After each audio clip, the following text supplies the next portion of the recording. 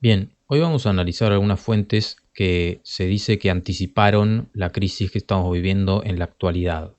Vamos a aclarar algunos puntos porque tal vez algunas de estas teorías las escuchen nombrar varias veces o ya las hayan escuchado nombrar en estos días. De lo primero que me gustaría hablar es de unos escenarios que fueron pensados por la Fundación Rockefeller junto con la Global Business Network en el año 2010. Lo que hicieron estas organizaciones es crear un documento de 54 páginas que voy a dejar en la caja de descripción. Este documento tiene participación de personajes importantes como Judith Rodin y Peter Schwartz. Judith Rodin fue presidente de la Fundación Rockefeller y forma parte del CFR, el Council on Foreign Relations o Consejo de las Relaciones Exteriores de Estados Unidos. Peter Schwartz es cofundador de la Global Business Network y también es miembro del CFR. Se dedica principalmente a realizar escenarios de prospectiva, o sea, a analizar el presente y pensar hacia dónde puede ir el futuro, sobre todo para maniobrar en esos escenarios por el lado económico, asesorar a otros grupos y también sacar beneficios propios. Lo que es importante tener en cuenta es que estos escenarios son hipotéticos, o sea, según lo que se dice en la propia introducción del informe, no es que se planee lo que va a suceder, sino que imaginan una hipótesis y piensan cómo podrían maniobrar en un caso como los casos hipotéticos que se dice que podrían suceder, especialmente para ver cómo se puede sacar beneficios. Por eso, si ustedes leen estos 4 escenarios, van a encontrar que son sumamente catastrofistas, son exagerados y son muy drásticos. Cambian el mundo de un momento para el otro y en muchos casos dejan a zonas casi que en crisis totales. Los miembros que hacen estos escenarios justifican el realizar este ejercicio diciendo principalmente que es para ver cómo pueden brindar su, entre comillas, filantropía, sobre todo en los lugares que más sería necesaria en estas crisis. De estos 4 escenarios hay uno que claramente destaca entre los demás, que se llama Lockstep. Lockstep, la traducción significaría cerrado con candado, y tiene ese nombre porque hace referencia a una pandemia que tendría a China y a Estados Unidos como protagonistas, y que daría como resultado una situación que es similar a la que está pasando en la actualidad, que al tener cuarentenas y un posible control férreo justifica el nombre que tiene el escenario. Ahora, el primer detalle que a mí me gustaría marcar es que en este escenario el rol de China y el rol de Estados Unidos están casi que invertidos, ¿sí?, a diferencia de lo que está pasando en la realidad actual. En el escenario hipotético, Estados Unidos sería el país irresponsable que causaría más problemas al resto de países y China terminaría siendo algo así como el ejemplo a seguir gracias a su manejo firme y su sistema que le habría permitido hipotéticamente sortear la situación. En el caso real, en el caso que estamos viviendo, no en el hipotético, si bien Estados Unidos está teniendo un número enorme de contagios, como ya sabemos, la realidad es que China cosas raras tiene, ya desde el principio, en cuanto a los anuncios, en cuanto a los médicos que anunciaron ciertas cuestiones y demás, y todavía hasta la actualidad. En el escenario hipotético, la pandemia llegaría en el año 2012, proveniente de ciertas aves. Tendría, según ellos, unos resultados muy parecidos a los que están pasando, con el detalle de que todas las medidas más férreas continuarían por tiempo indeterminado. En ese momento es cuando se ponen a imaginar cómo podrían dar sus aportes filantrópicos al mundo, entre los que se encuentran todo lo que tiene que ver con cambios en las fuentes de energía para pasar a fuentes no contaminantes, cuestiones alrededor del medio ambiente, identificación de personas, posiblemente digital, y todo esto, según estas organizaciones, teniendo que aumentar enormemente su participación diplomática. Por ese motivo es que hay que entender que no es que ellos planeen el problema, como ustedes van a ver que se va a decir en muchos videos y demás, sino que se lo imaginan porque en realidad es adverso a sus intereses, porque en la actualidad se pueden dar el lujo de meterse en los países como si fueran su casa, pero en una situación como la que imaginan habría gobiernos más férreos que le complicarían esas entradas. Es decir, por ejemplo, hoy por hoy la Fundación Rockefeller financia cosas como por ejemplo la interrupción del niño no nacido y demás, y no necesita una crisis de por medio, simplemente lo va metiendo con propaganda, financia todo lo que quiere y no necesita estrategias. O sea, simplemente con meterse y tener la propaganda ya le es suficiente.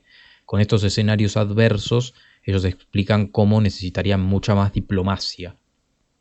Otros escenarios implican problemas derivados del cambio climático, también de ataques informáticos, y hay que tener en cuenta lo de los ataques informáticos porque esto a nivel mundial todavía no ha sucedido de una forma grave, pero evidentemente está cada vez más cerca porque cada vez tenemos más tecnología y más dependencia por ese lado.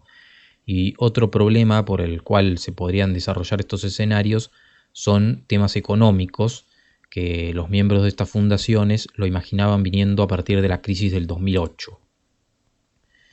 Estos escenarios son la primera fuente que parece anticipar la crisis actual, pero que a mí, si uno es riguroso, no me parece correcto decir que hayan planeado la situación y que lo hayan largado, ¿sí? Como un día quisieron y dijeron, bueno, larguemos esta pandemia. No creo que sea así.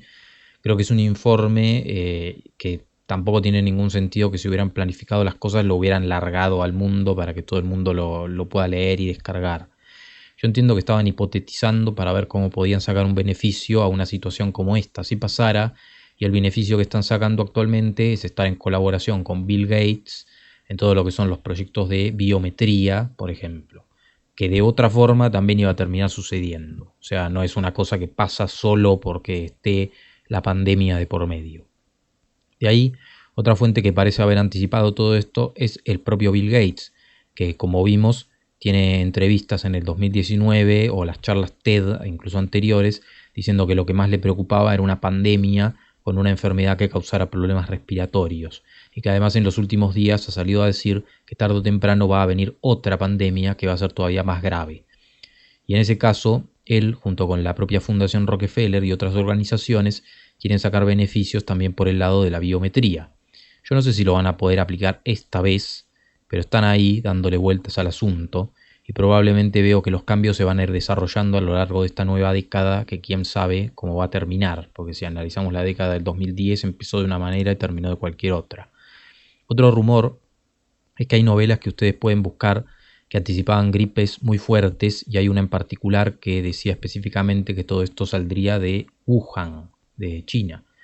Bueno, yo estuve buscando sobre el tema, la novela se llama Los ojos de la oscuridad, es de 1981 y hasta donde he visto, su autor Dean Koontz todavía está vivo, tiene 74 años y bueno, en la obra este tema en realidad es secundario, aparece solo en algunas páginas y lo que se describe es algo mucho más grave en esa trama de lo que realmente está pasando en la actualidad.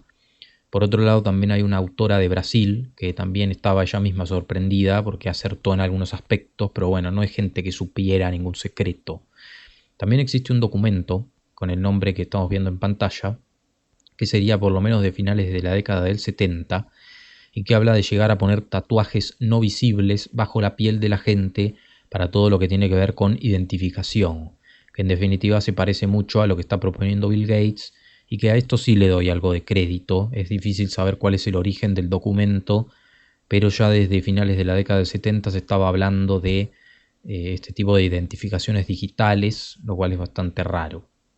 Otra fuente son los anuncios del doctor Richard Day, un supuesto doctor salido desde la IPPF, que fue grabado por otro doctor llamado Lawrence Dunegan, y en este contexto se especificaron cambios a futuro que vendrían por el lado de la salud y que se corresponden mucho con lo que evidentemente puede venir.